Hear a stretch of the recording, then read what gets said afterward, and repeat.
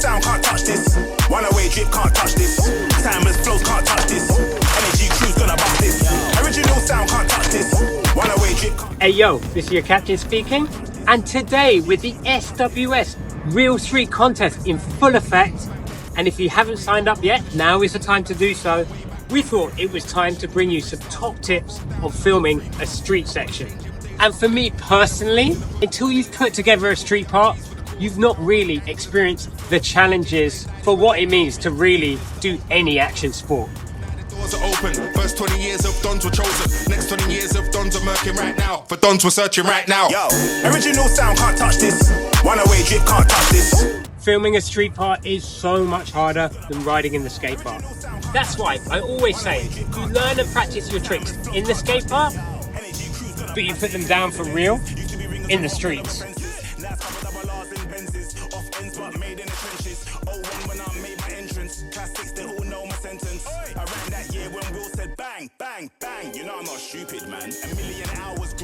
We'll be covering everything from planning your section to filming and editing it.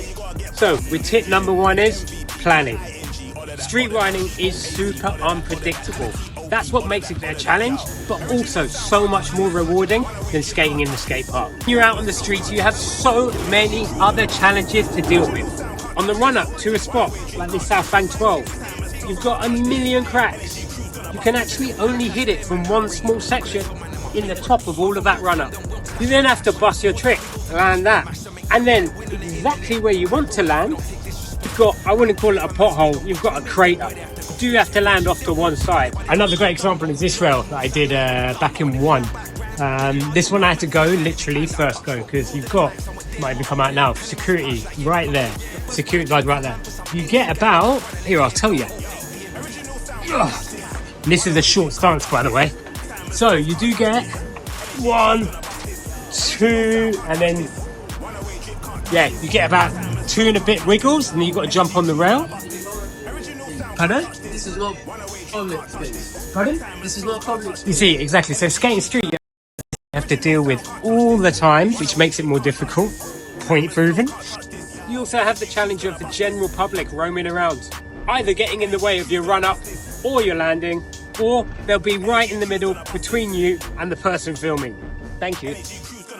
When you are planning your tricks, I would plan more.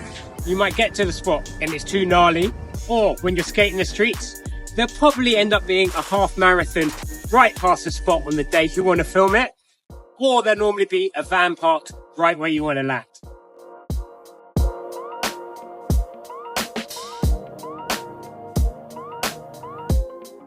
Hi, my name is Marek, and in this part of the video I will teach you how to use your camera in the right way to make your videos look as good as possible.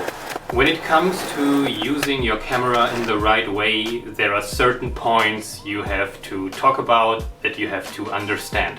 And in this video I want to talk about the aperture of your camera, the shutter speed and the ISO level. If you get those 3 settings right, you will make sure that your videos will look good and you will have a nice skate clip at the end. Try to use an ISO level that is very low. For example, something like ISO 100, ISO 200, this will give you a picture that is very clear and crispy. If the lighting is not so good, you can adjust the ISO level and take a little bit higher to get more light into your picture. But try to not go over ISO 1600, because in my experience this will give you like a blurry picture that is not looking good at all anymore. When it comes to shutter speed, it is important to check first with how many frames per second you are filming. I would recommend to shoot at least with 50 frames per second. Like this, it is possible to create a nice slow motion for your skate clip if needed. So, if you use 50 frames per second, your shutter speed needs to be at least twice this value. Means your shutter speed needs to be 1/100th of a second minimum. I would recommend you to use even more, for example a shutter speed 4 times the value of your frame rate. This would mean 1/200th of a second. Like this, fast motions, or if you decide to use a slow motion, will still look good and not too blurry in your picture. Of course, it can be a stylistic device to use a shutter speed that is a little bit longer, for example 1/10 of a second. Like this, you will create a motion blur and you can use this as a style shot, but when it comes to the normal skate clip, just use at least twice the value of your frame rate.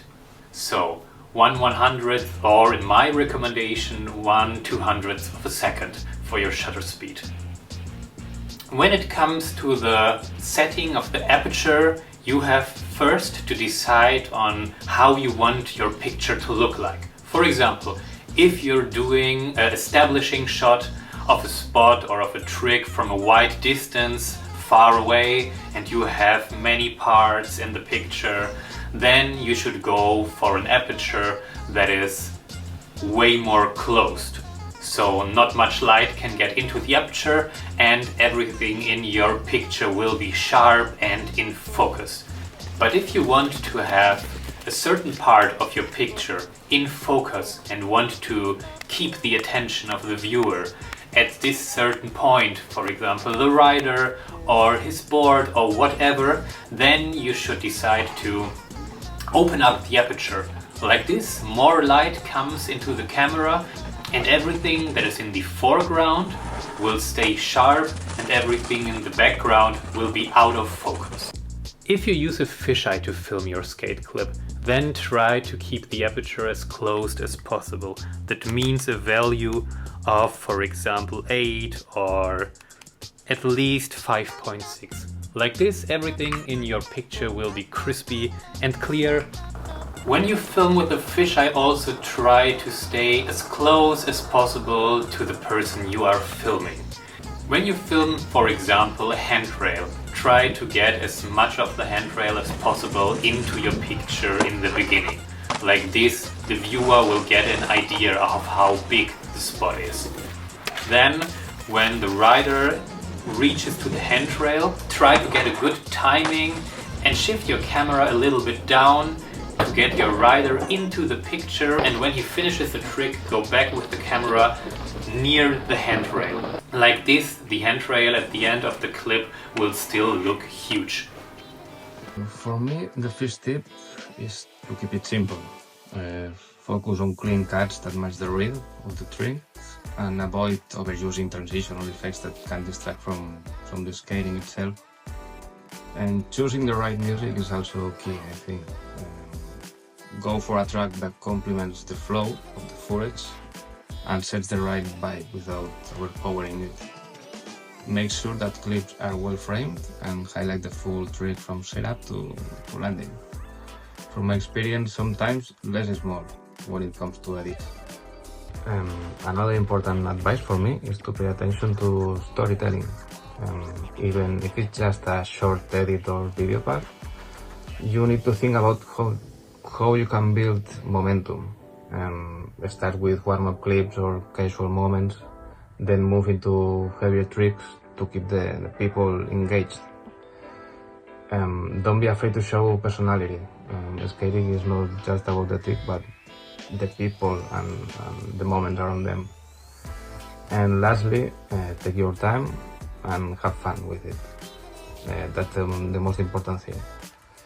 And every great skate video or streetboarding video start with someone just messing around and learning as they go. So that's it. Have fun. Peace.